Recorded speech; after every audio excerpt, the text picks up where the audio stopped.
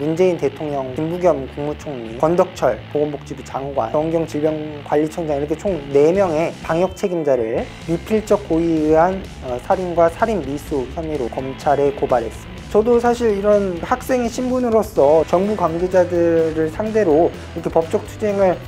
하는 것이 쉽지 않지만, 지금 정부도 그렇고 야당도 그렇고 이 문제에 대해서 너무도 아니라고 무책임하게 지금 대처를 하고 있어서 불가피하게 고등학생인 제가 나설 수밖에 없었습니다. 저를 비롯해서 저 가족, 제 친구들 누구든지 지금 코로나에 걸릴 수 있는 거고, 그리고 또 중환자가 된다면 그런 식으로 퇴실 명령을 받을 수도 있는 거 아닙니까? 권력을 상대로 비판의 목소리를 내는 것이기 때문에 제 개인 신변에 대한 상당한 불안과 걱정이 있습니다. 그럼에도 불구하고 정부의 이런 강압적인 조치로 인한 그 불안, 그 두려움이 저한테는 훨씬 더 컸기 때문에 대입 수험생 19살 양대림입니다. 네, 이번에 정부가 이제 코로나19 위중증 환자들에게 증상 발현 후 20일을 기점으로 해서 이제 중환자실을 나가라, 뭐 이런 내용의 행정명령을 내렸는데, 그것과 관련해서 이제 문재인 대통령과 김부겸 국무총리, 그리고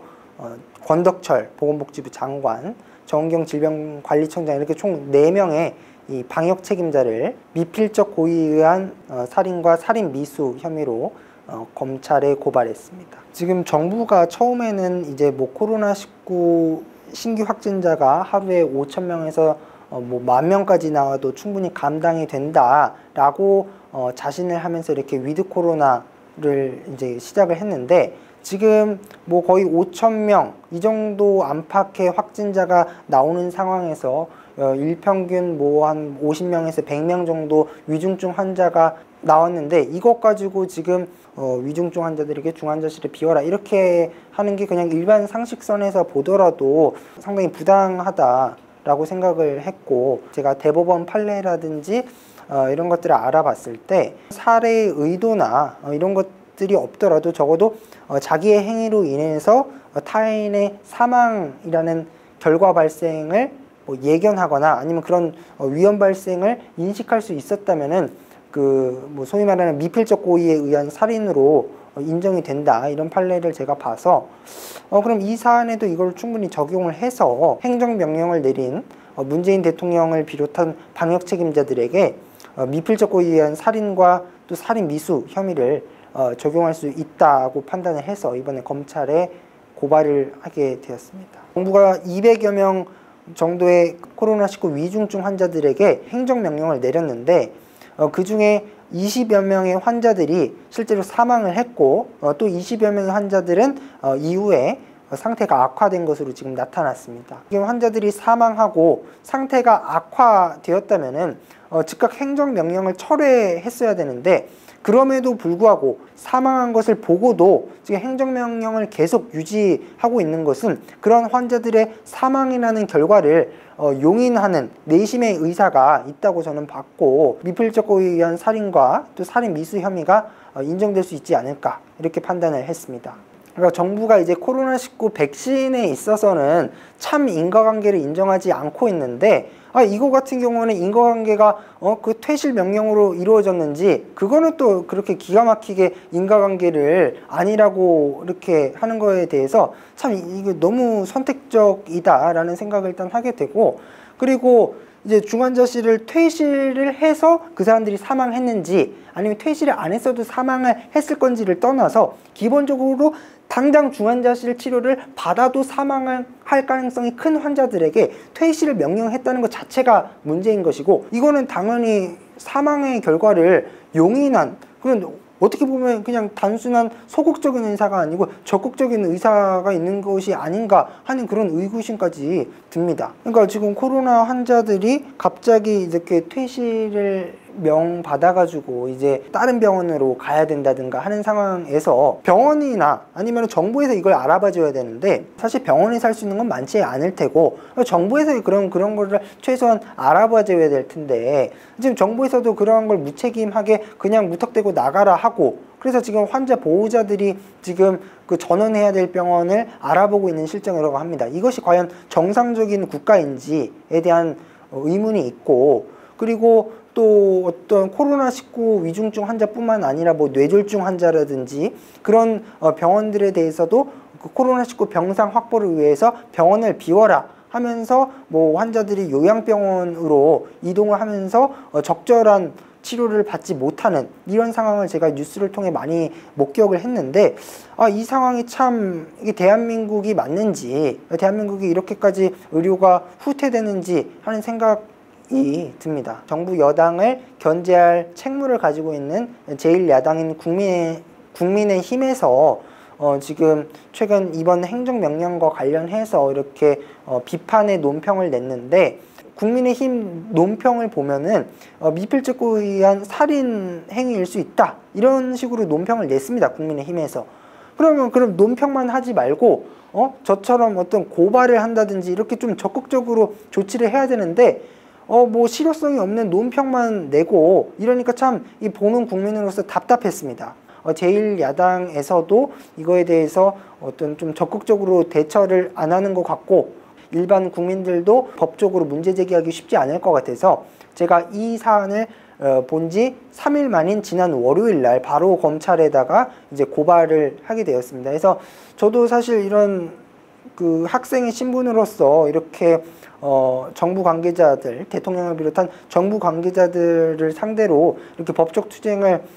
하는 것이 쉽지 않지만, 저를 비롯해서 저 가족, 제 친구들 누구든지 지금 코로나에 걸릴 수 있는 거고, 그리고 또 중환자가 된다면 그런 식으로 퇴실 명령을 받을 수도 있는 거 아닙니까? 제대로 된 우리나라에서 정당 정치가 이루어졌다면은 이제 제1야당에서 보통 이러한 것들을 견제를 해야 되는데, 지금 정부도 그렇고 야당도 그렇고 지금 이 문제에 대해서 너무도 아니라고 무책임하게 지금 대처를 하고 있어서 불가피하게 고등학생인 제가 나설 수밖에 없었습니다. 제가 사실 백신 패스와 관련해서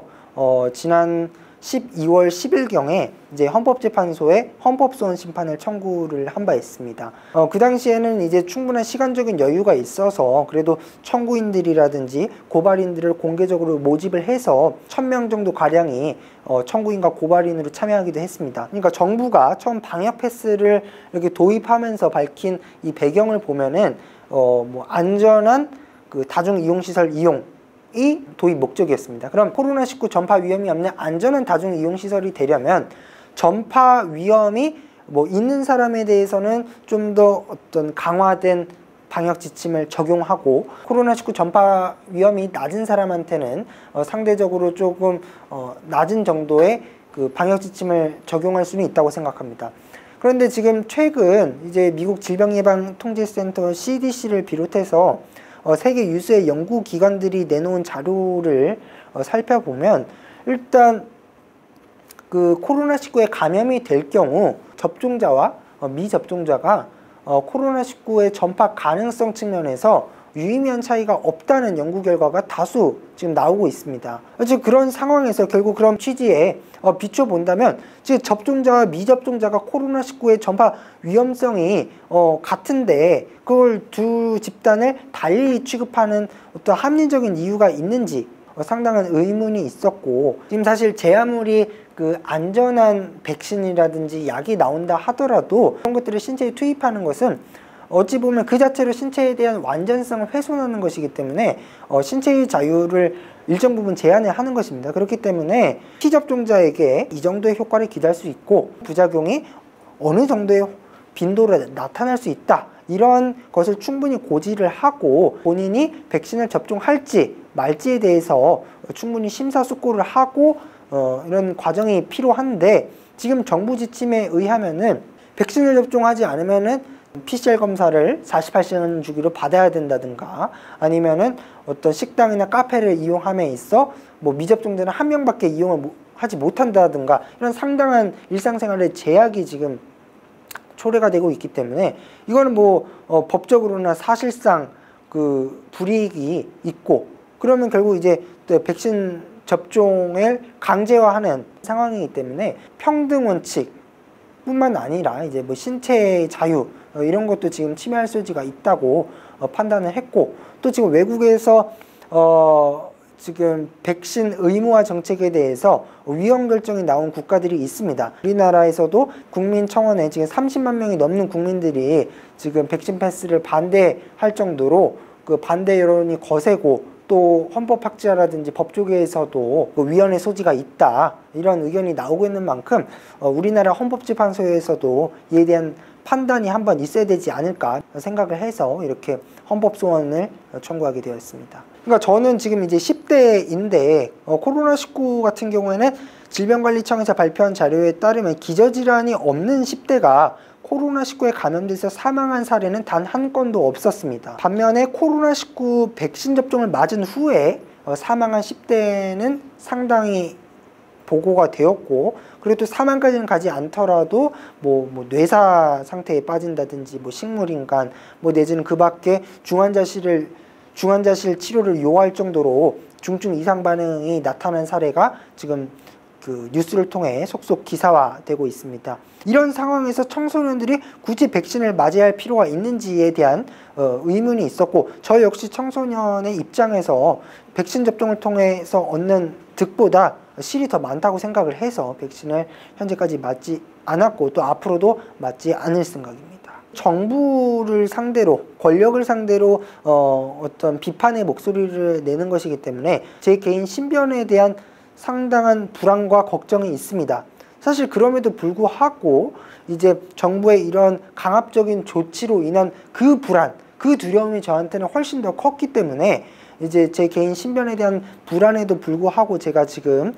이런 그 활동을 계속 이어나가는 것이고, 그리고 또 제가 앞으로 힘이 닿는 데까지는 이런 문제에 대해서 제 소신껏 목소리를 낼 생각입니다. 저를 걱정하시는 한편 또 저의 이러한 행보에 대해서는 또 지지와 응원을 해주고 계십니다. 고등학교 1학년 때까지 꿈이 의사였는데, 이후로 사회의 어떤 부조리함을 이렇게 보게 되면서 보호라는 명분 하에서 국가가 국민의 자유를 제한하는 것이 상당히 무시무시할 수 있다고 생각을 했습니다. 그래서 그 어떤 균형점이 상당히 중요한데, 그 균형을 찾는 일이 저는 이제 그 헌법에서 찾을 수 있다고 생각합니다. 그래서 지금 현재 저희 장래의 희망은 헌법학자나 헌법재판관을 최종 목표로 공부하고 있습니다. 제가 초등학교 때 외할아버지께서 의료사고로 이렇게 돌아가시는 일이 있게 되었습니다. 의료사고로 돌아가시면서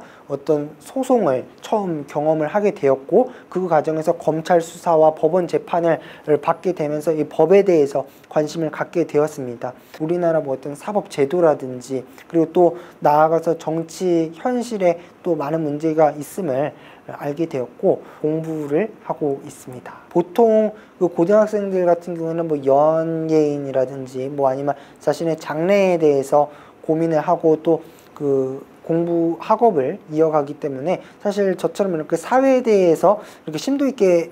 고민을 하거나 또 주변 친구들하고 이야기를 나눈 시간이 많지 않습니다.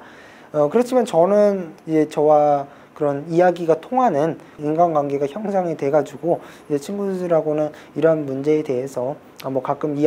생각이나 의견을 교환하기도 합니다.